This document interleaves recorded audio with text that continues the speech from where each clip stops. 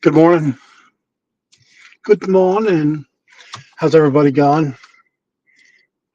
Doing my morning. Good morning prepper live episode 2. That's what we're going to call it from now on.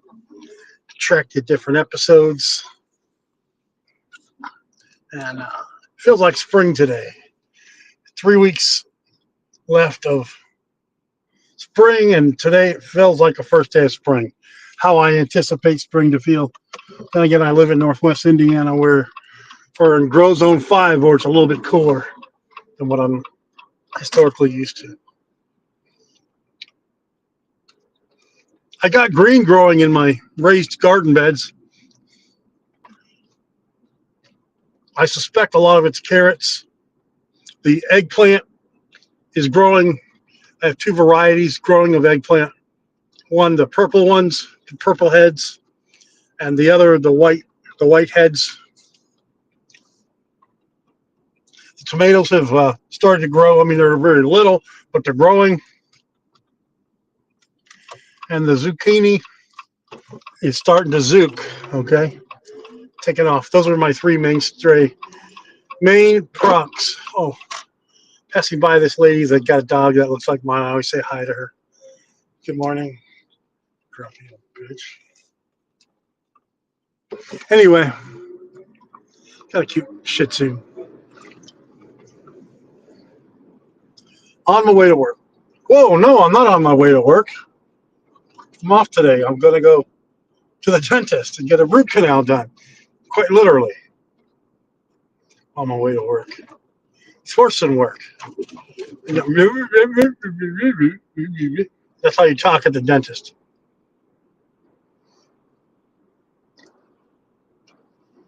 So, I have decided I want to start doing more videos with my AR-10 rifle. Okay, now the AR-10 is chambered in .308 or 7.62 by 51, which is the NATO round. Basically, they're one and the same. I have a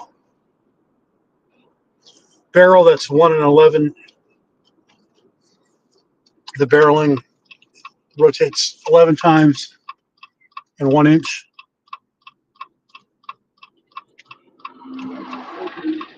And I'm going to be honest with you, folks. I just shoot whatever ammo I can get.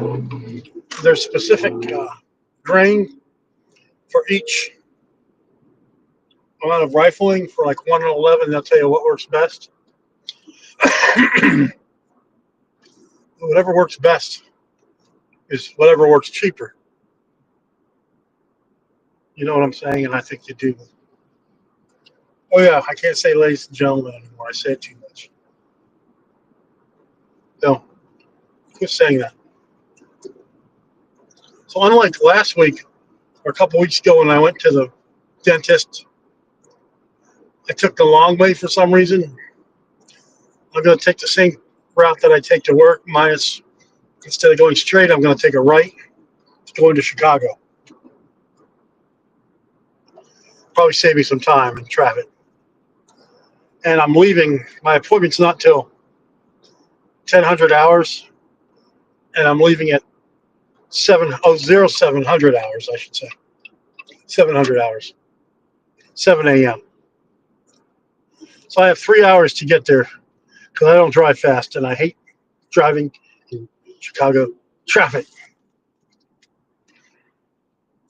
So today, this morning, in fact, I did a video on I call it an LR 308, long range 308.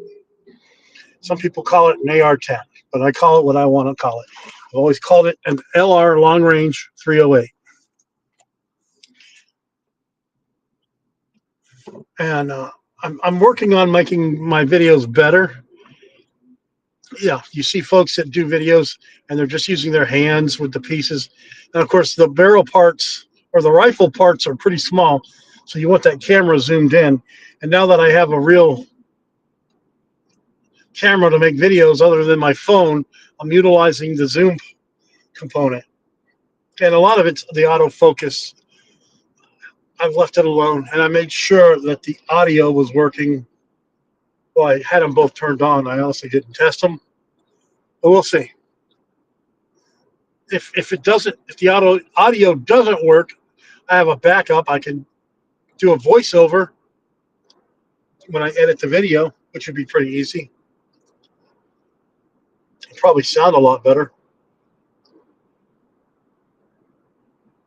We'll see. Those microphones work pretty good.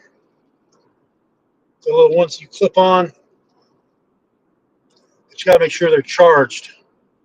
So there's two components of my phone camera. I got to quit calling it a phone. The camera itself needs to be charged, and the batteries for the microphone need to be charged. But I'm in luck, ladies. I have an Anchor powerhouse that's charging up everything. So yeah, this morning I did a nice video on my 308. I'm going to edit quite good, and I'll post it next couple of days, whatever. And I think with this video, I'm going to include some arrows pointing to what different things are and what they're called. Because if you've never shot an LR 308, it's similar to an AR-15, but just a little bit heavier. Update on my 300 Win Mag upper. I'm returning it to the manufacturer to get a new one because despite everything that I've tried, I am unable to get the firing pin out. And the bolt carrier group, they're all the same. They're all basically the same set. 15 to the 300 Win Mag. I can't get it to work. And it was missing the firing pin retaining pin. So I got the label. I got to print it off and ship it to UPS or FedEx or something. But they have a shipping store here in town that I can drop it off to.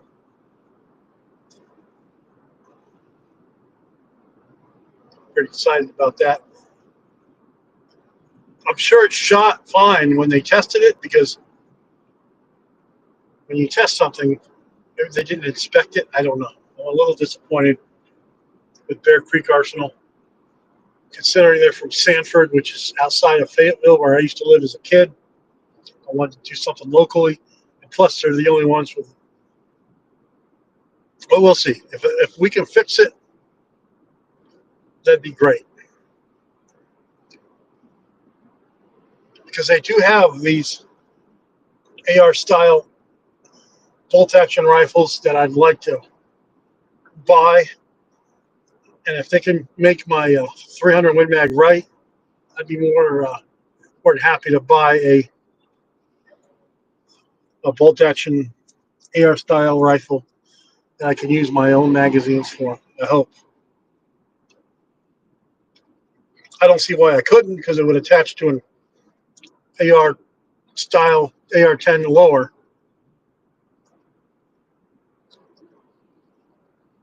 So there we are.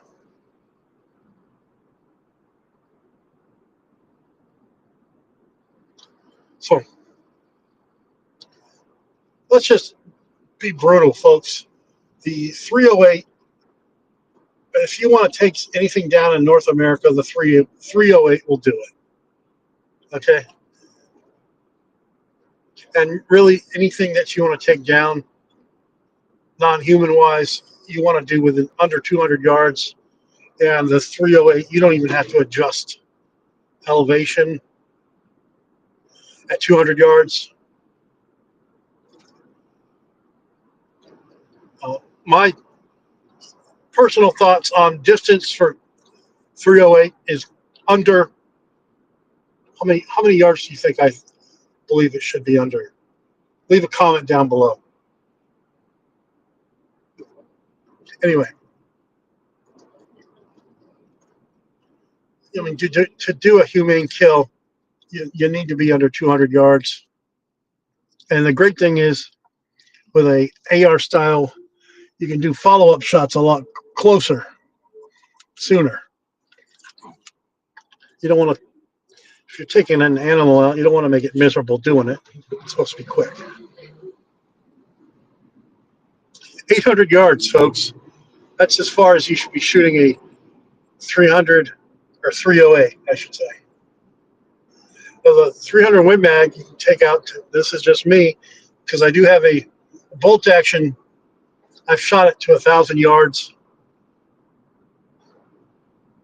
at a gun range by Fort Wayne, Indiana, called Young's Long Shot. And my estimate, it's safe to shoot out 1,200 yards, although I've not had an opportunity to do that.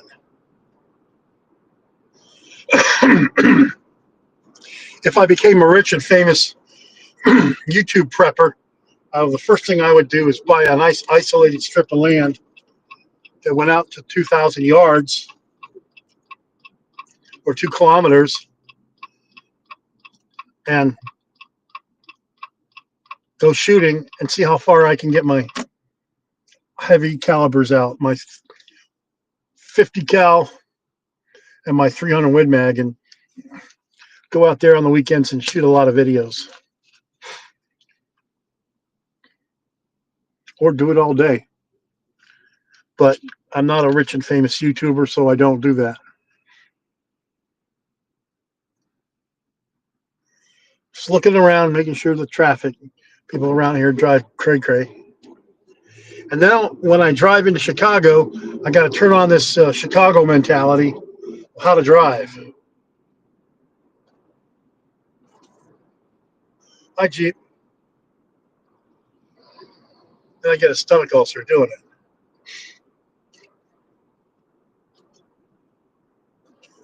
I dread going to the dentist today, but I need the root canal done. Oh well.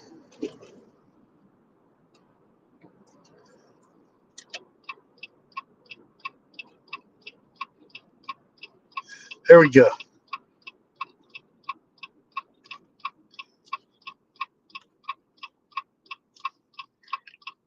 So, folks, a little air of silence there. I have tons of ideas to make prepping videos about. It seems like my freeze-dry videos don't really get a lot of watches.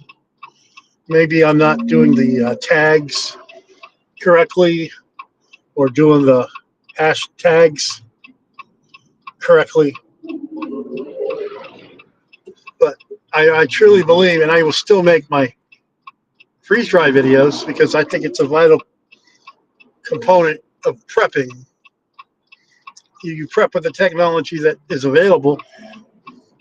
You don't go to the lowest common denominator till you have to. And like I say, I'm not going to make videos about how to start a fire or how to rub 2 sticks together, okay? Or how to put some wood together and make a makeshift shelter. Now, if I did have a little piece of land, I would show you how to make a fire that would be invisible to the eye. Of course, you just dig about 2 feet into the ground and have your fire there, and then you have a hole bringing air to the fire and bringing air out. And that's how we learned to do it in SEER school.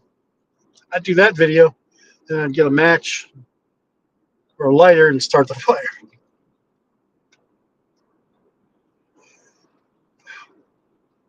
So I hadn't told you, like when I went through SEER school back in the day when I turned 21, we started a fire out in the, we were patrolling in North Carolina off grid, off the base. And we had a nice bonfire. It wasn't a bonfire, but it was a fire. And in those woods, you can see the fire a couple miles away. So they just found us, got captured. but at least we went to bed warm, sleeping on the ground in our sleeping bags. Or did we even have our sleeping bags? I think I had a poncho and a poncho liner. I don't remember. It was cold, and I slept good. And what you do is you use your rucksack as your pillow, okay? Because your head fits right in there where your back goes for your rucksack, and that's where you sleep. Some people they wouldn't let us pack like pillows and stuff in our rucksack at SEER school. They had, in fact, they inspected everybody's gear to make sure there was no contraband or no, goodies. But pack with when you're packing for your rucksack for whatever, do what makes you comfortable. It's the little things that matter. Okay. For me, I like baby wipes that have that nice smell to it of alcohol or hospital setting with the chlorhexidine smell. I love it. I'll clean up with chlorhexidine wipes any day. And you can, folks. I mean, it's used to treat infections. Chlorhexidine wipes are clean the surface of the skin. If there's some irritant, that's one thing. But anyway, that's the kind of smell I like. To me, I like it better than the baby wipe smell of the baby with the powder smell. Oh, that's quite, it smells nice. But the baby wipes, I like the chlorhexidine smell. The smell of the hospital, folks. I love that smell. I don't know if that's because I work in the medical field and it smells like cleanliness. Some folks can't stand that smell. You don't want to just use rubbing alcohol and wiping everything down because that can really dry out the skin. But what I have done with baby wipes is I've gotten some rubbing alcohol and I've just soaked them in the baby wipes when I use them.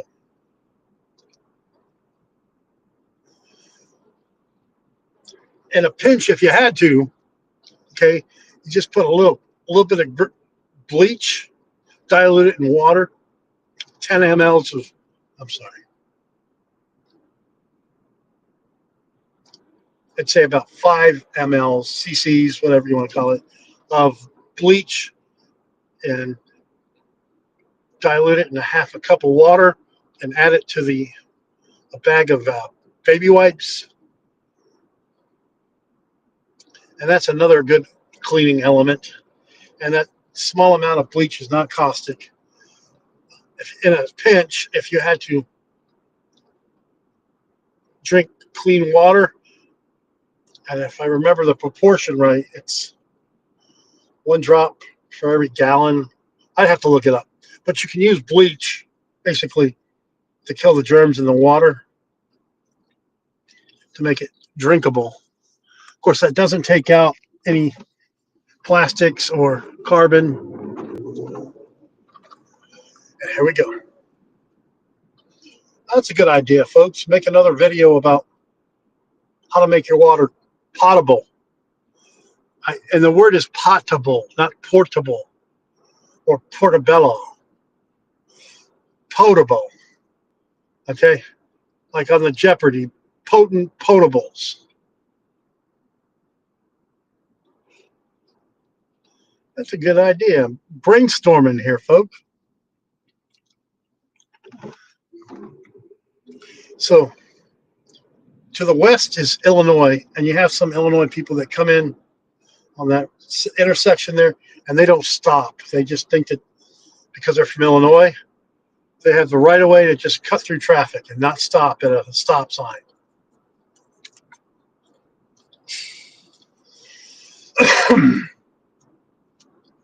I don't know why it bothers me so much about Illinois drivers. I mean, I guess most of them are good people.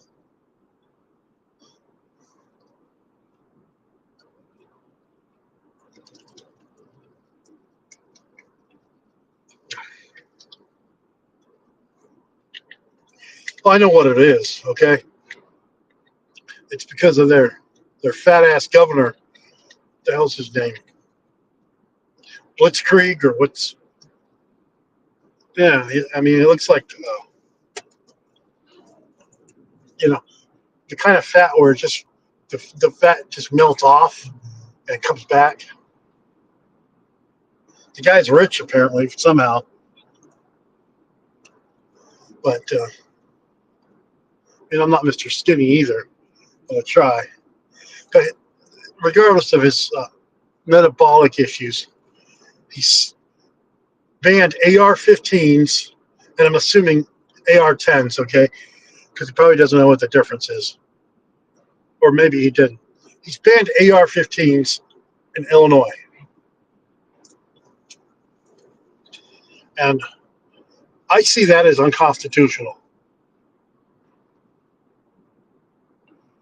And I thought that the rule, the law of the country, particularly the Second Amendment, supersedes the laws of the state. And how can the state say that you can't have an AR-15 when our Constitution says you can? And they'll come back with some legal gibberish about how they like to take away your rights and tax you to death in Illinois anyway. And the thing is, some people fall for it. They fall for that crap. Well, we don't really need these anyway. They're dangerous. That's what they say about the AR-15, folks. We don't really need them. They're dangerous, and they're better off not on the streets. But, folks, in Chicago, the gangbangers aren't using AR-15s. Okay? They're using pistols.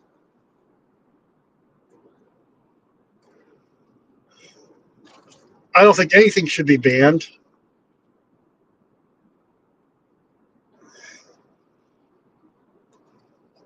If the citizens of Chicago and Illinois would open up and realize that all they're doing by being oppressed by the state is letting gangs take over and run everything, and then you sort of have it coming to you.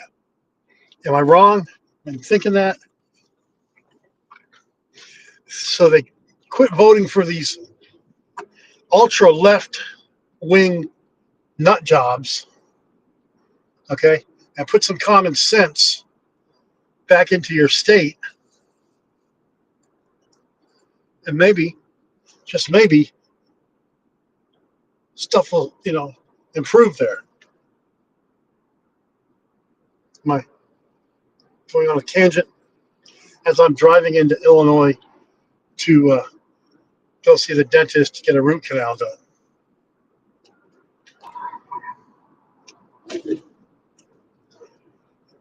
Root canals are pretty. This is gonna suck, folks. I hate getting root canals.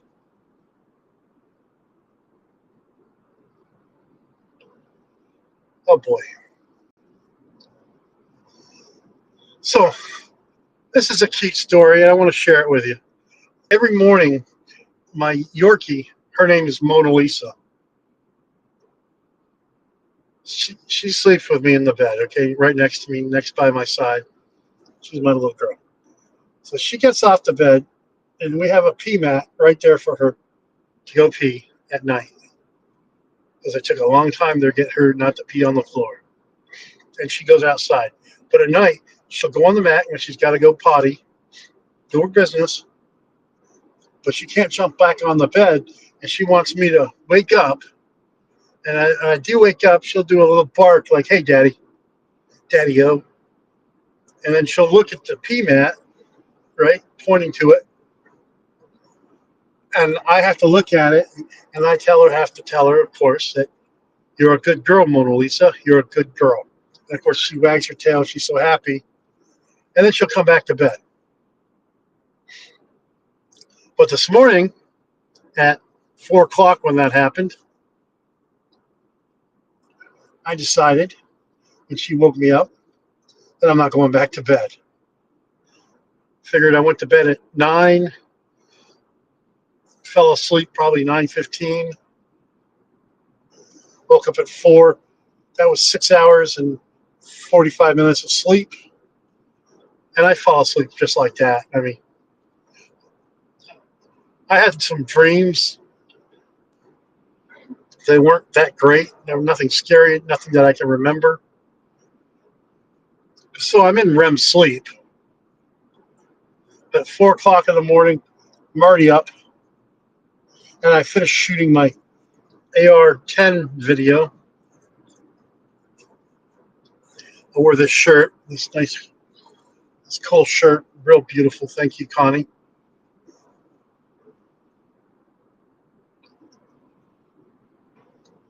And I ate breakfast, and here I am. Here I am. How do you do? I could do a whole. I could make a channel on doing baby rhymes and stuff. I'm singing them with my daughter when she was a little girl. But that's not this audience. This is a prepping audience. That's a different niche. I don't know. There's a lot of guys that do kids content. Oh, I know I'm in Illinois, and somebody just cuts you off.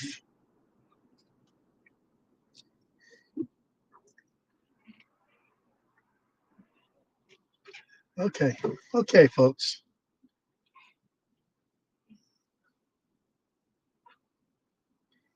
Now I'm going to go on 394.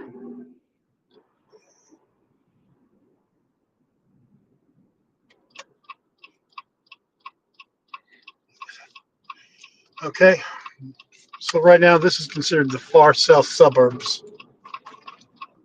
394.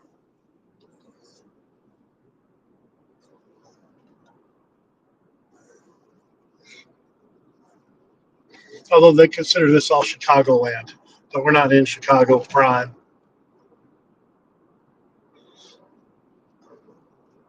So I'm going to be in Chicago traffic, but hopefully by the time I get to the hospital where I'm going to get my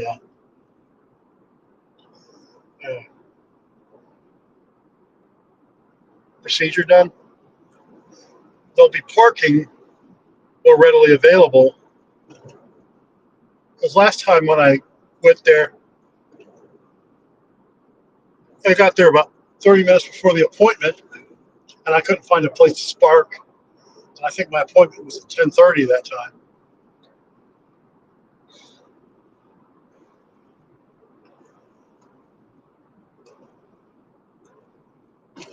It's in that parking garage. It's cutthroat.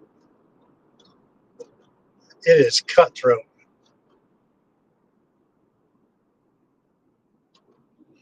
And so I'm already in traffic. There's got to be something going on here. Oh, there's a light. No wonder.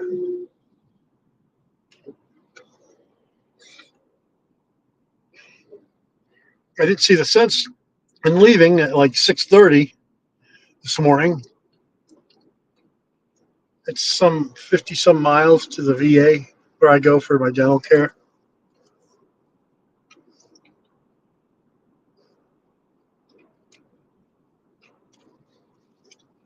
So right now I'm in a town called Sauk.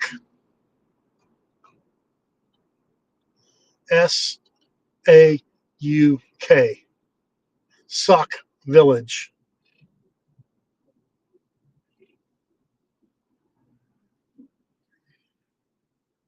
The place sucks.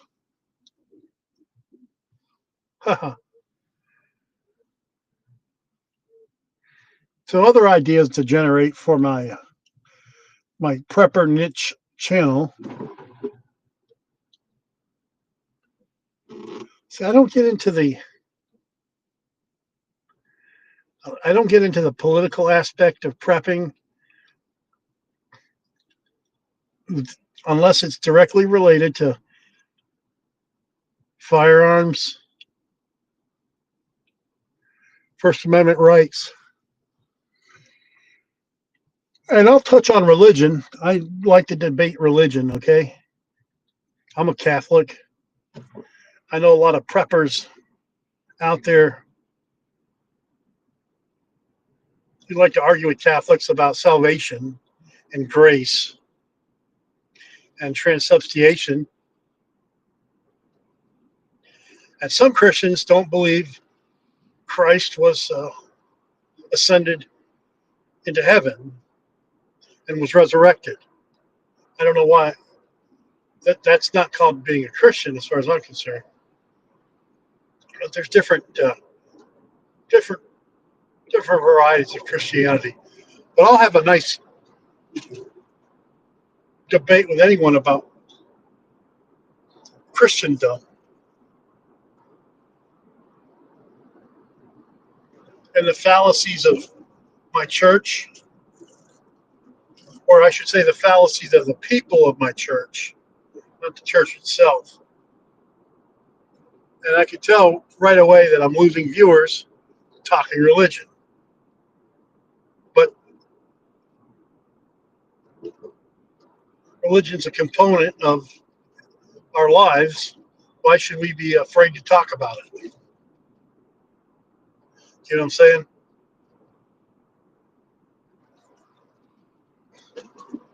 And the way I see it, you can believe what you want to believe. Excuse me. I can believe what I want to believe. I'm not going to infringe on whatever you want to believe, as long as you don't infringe on what I don't want to believe or believe. And just as a courtesy, don't remind me, okay, that you think that I'm going to go to hell because I believe a certain thing, and because the way that you believe it is different, and that your way is only right. And because I don't think the same way you think, okay, because I was baptized as an infant, somehow I don't have eternal salvation. So if you really think someone's going to go to hell, you don't have your head screwed on right. I mean, if you just think that because they don't have the same religious philosophy. And I had another thought in my brain that I forgot about religion. And it'll come to me.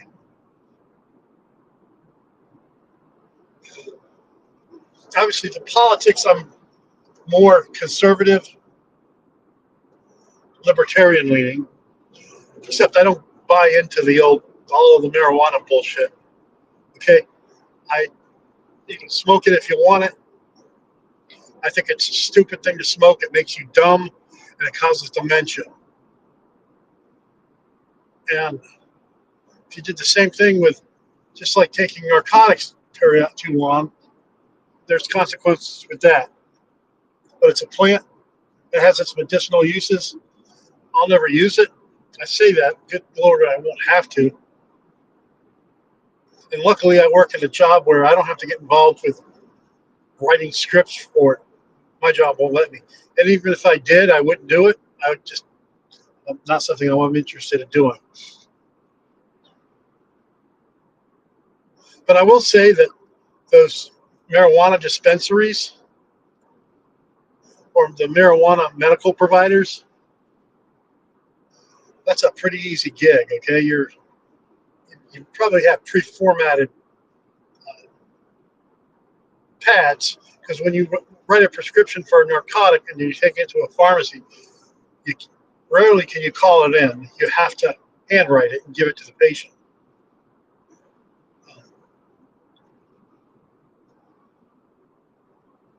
Some places you can do an automated order. And now I need to get into the other lane.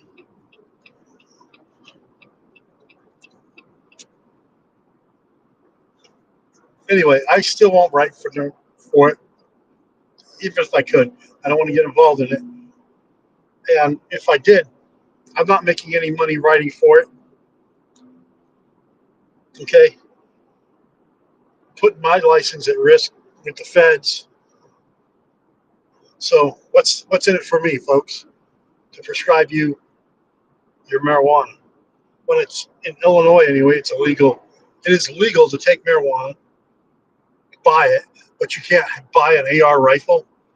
An AR-15 is good for you. It protects you. It makes you happy when you shoot it. The marijuana causes dementia and makes you dumb and lazy. Okay. Now I know physically you don't really get addicted to marijuana like you do a narcotic. I made no mention of addiction. Okay. I can't stand the smell of it. Ever since I had COVID, though, sadly, and this is going on a couple of years ago, my sense of smell and my sense of taste have gone to hell. I can't taste and smell things like I used to. And I believe, personally, that the heart failure that I went into back in September of 2023 was a result of the COVID or the vaccine that I had to take.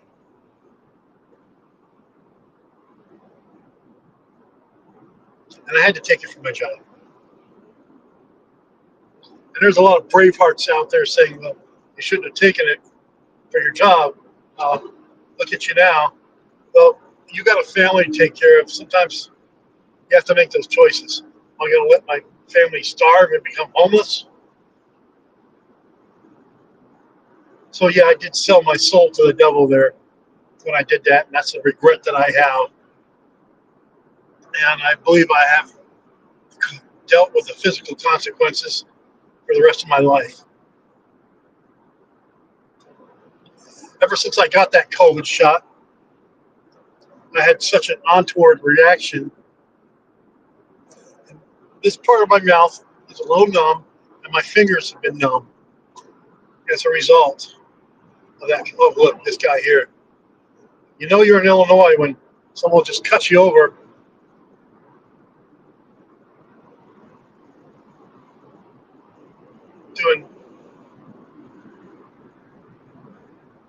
So sometimes I'm going to watch the road more than I'm going to talk. You can't go fast enough for these people. I swear to God. And I don't want to get stuck behind an 18-wheeler.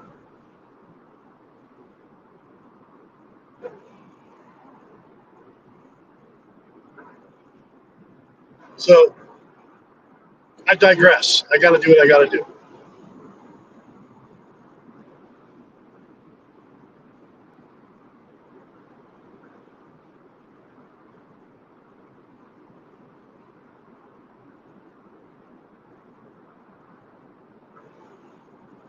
So the rate of speed right now is about, in heavy traffic, 75 miles an hour.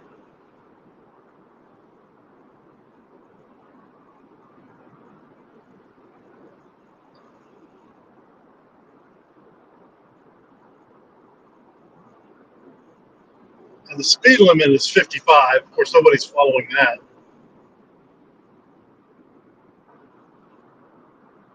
And I become a nervous Nelly driving into traffic.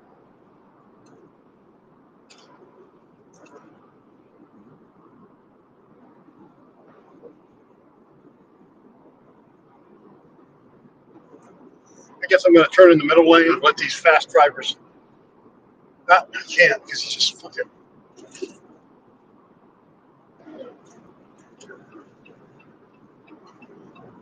I guess I wish I could. Mm, mm, folks. So I feel. Remember that song from the I Drive a Fast Car? That's pretty much everybody in Illinois around here. Ugh, can't stand it. Where are the flying cars at?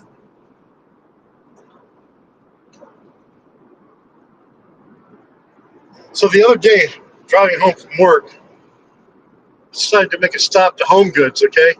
And my wife tells me that's where she gets my ginger chews that I like. And I've been trying to make my own ginger chews for for months now. I've done it a couple times, and every time I failed. I've done something wrong every time.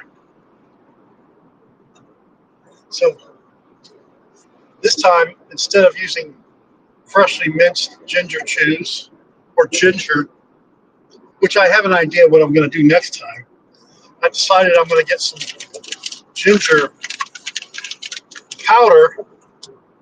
Okay, you see, folks, ginger powder, and I'm going to make my ginger chews from the ginger powder. This is a recipe, people. Write it down. It's great. Ginger powder, okay? Of course, you got to mix that with water. But I got an idea, folks, to make it taste more gingery. Excuse me. To make it taste more gingery,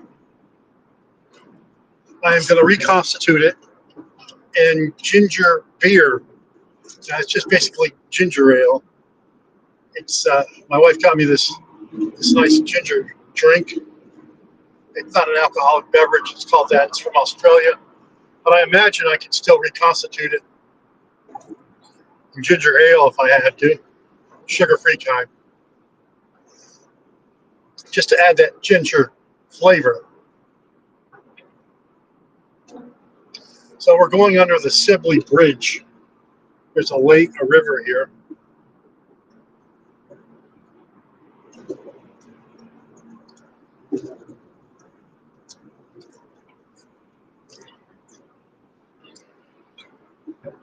And they built a new casino in the suburbs, far south suburbs of this place. And people are complaining because all the casino is going to do is suck the money out of the town. But they're just not thinking through. With casinos, people travel to go to them, not necessarily the locals that are going to spend all the money if they don't have any to begin with. I'm not a gambler, and I don't think that there'd be any venues there that I'd want to see. But I'd like to check it out to see what kind of restaurants they have. So Illinois has a international water port, okay, because it's on the Lake Michigan, and certain parts of Lake Michigan, I guess, considered international waters at the border with Canada.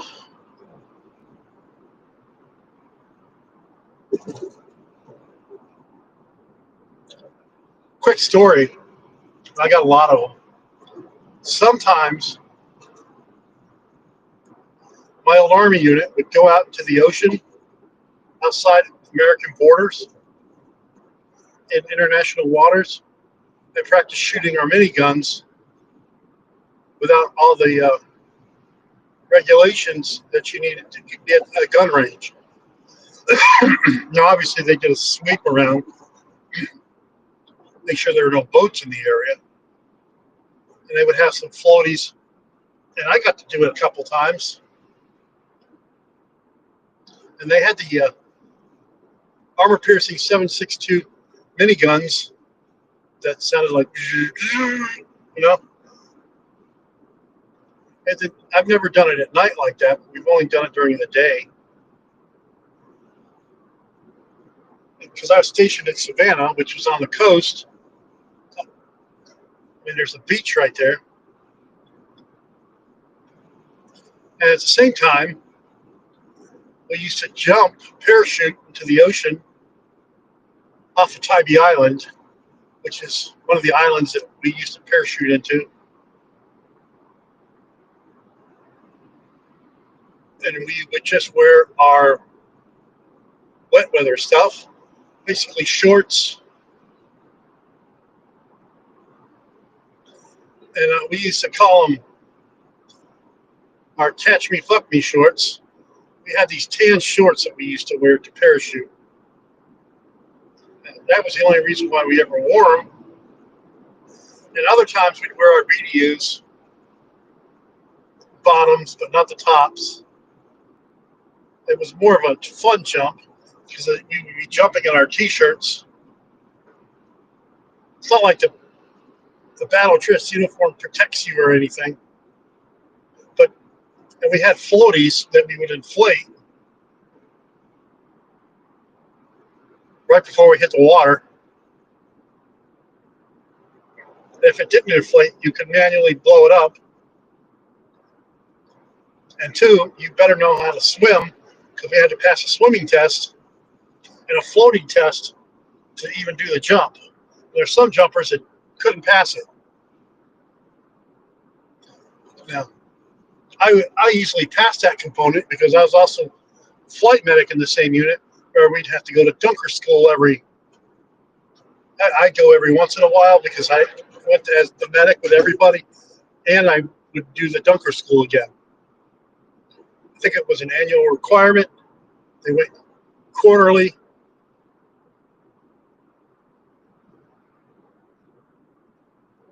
However times they went. It was on the training schedule, and you had to bring a medic with you.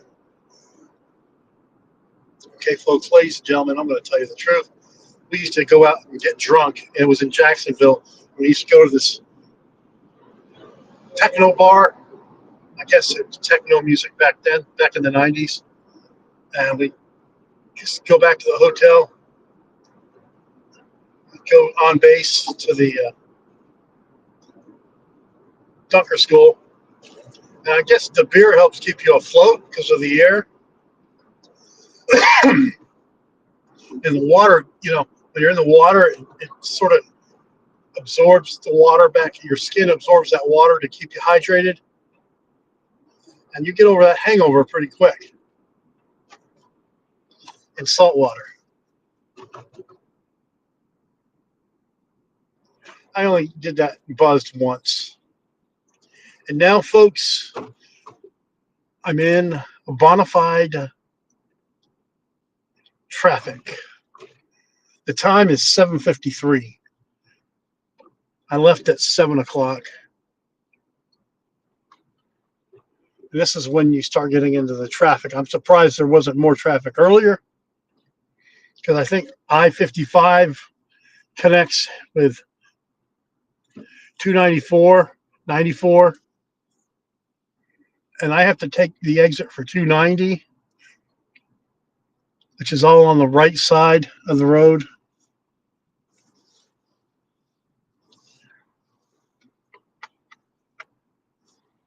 So here I am.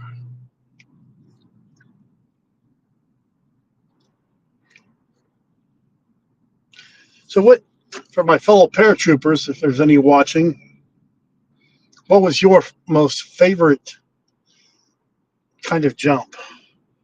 Obviously, jumping without a helmet, wearing shorts and a t-shirt is my favorite one. Anyway, I'm looking forward to maybe this weekend, because I'm going to perfect this recipe for sugar-free ginger chews. Because the ingredients include tapioca starch, which I have,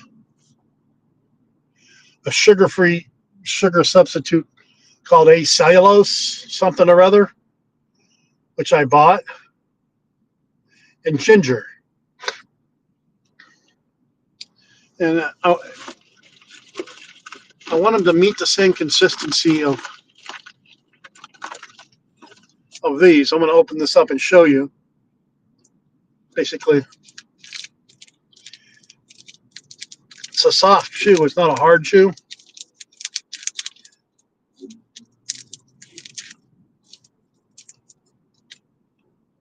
But I want to pack as much flavor as possible.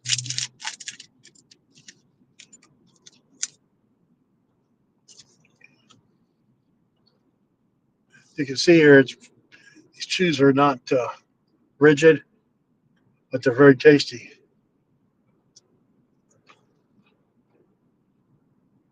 That's a rarity to see a taxi, a real bona fide taxi on the road. Nowadays, it's all them driving companies, the people drive.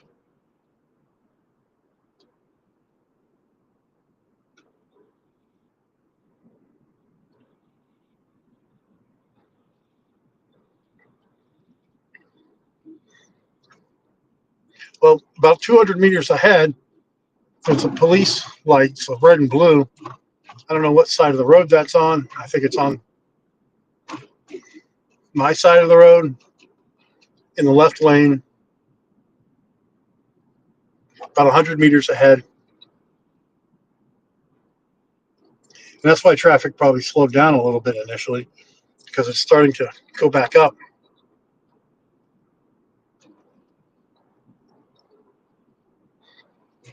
I'm sure there was a wreck here. Let's take a look.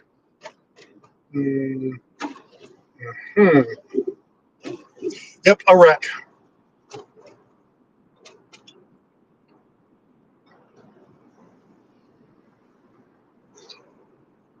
The back of a red sedan hood is smashed.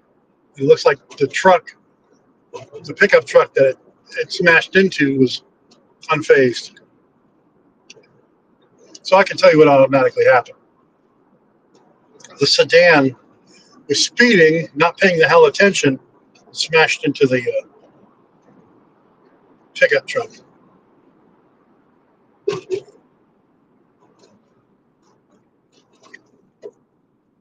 Of course, the sedan will blame the truck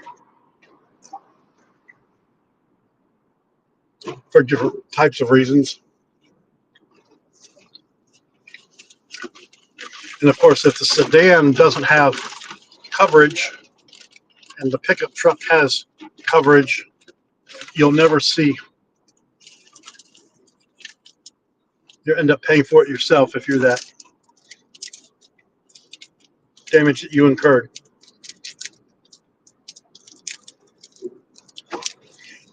On the way home from work 3 years ago, when I worked at my old clinic at a different location,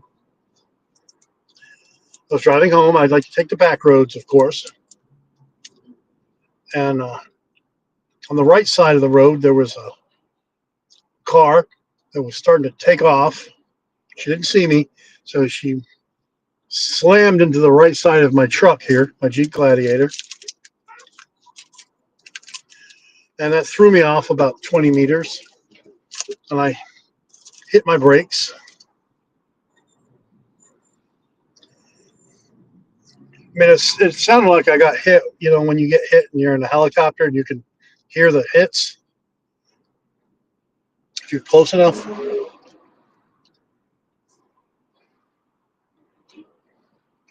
Or it sounded like a pound, I should say. And of course, her front end axis was all completely messed up. And she wanted to blame me for it. Well, she was going into the traffic that I was already into. She obviously didn't pay attention to look at her left side to see that somebody was already in the road. She had the bitch had the nerve to complain to the cop, well, what am I going to do about my car? Well, that's sort of your problem. And police reports were filed, insurances were traded, and her insurance never covered the damage to my vehicle, as usual.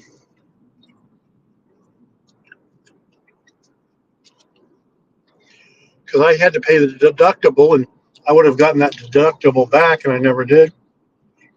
What the hell am I going to do?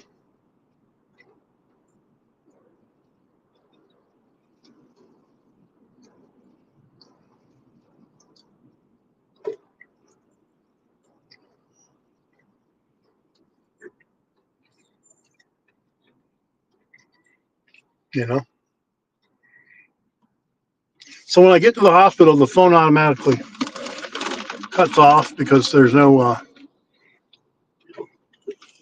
internet or whatever it's called in the garage. It gets all blocked. I guess there's no internet thing. So you might get me cut off there. It's 8 o'clock in the morning now. And I'm at the next fork in the road that there's traffic merges.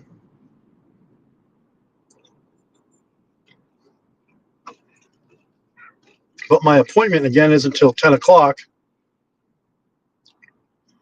And hopefully I'll get there by 9 and try to find a parking space.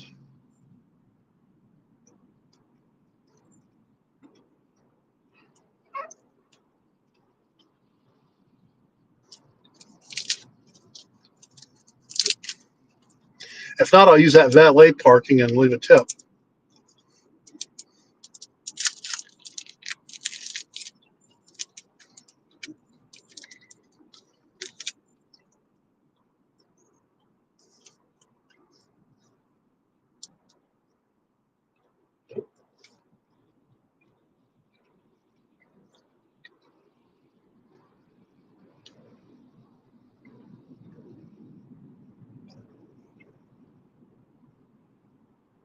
You know, in driver's ed, when you were a little kid, you know, you had that 1001, 1002 rule when you're driving.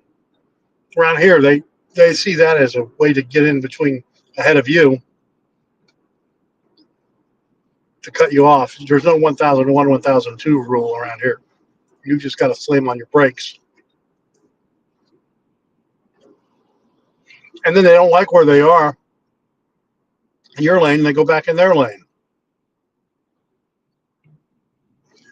To that one loyal listener, viewer that's staying on, thank you. And now I need to merge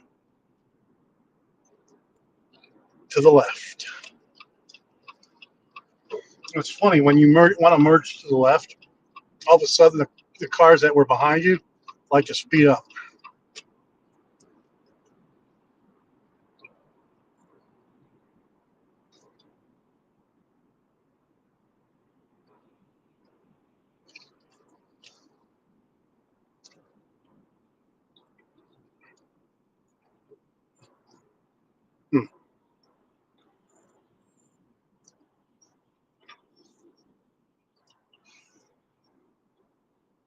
All right, folks, I think we're going to cut it off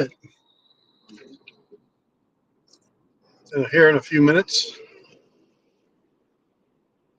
Thanks for tuning in for my 8 a.m. morning drive episode 2. I think we're going to just keep that name instead of changing the name each time to build familiarity.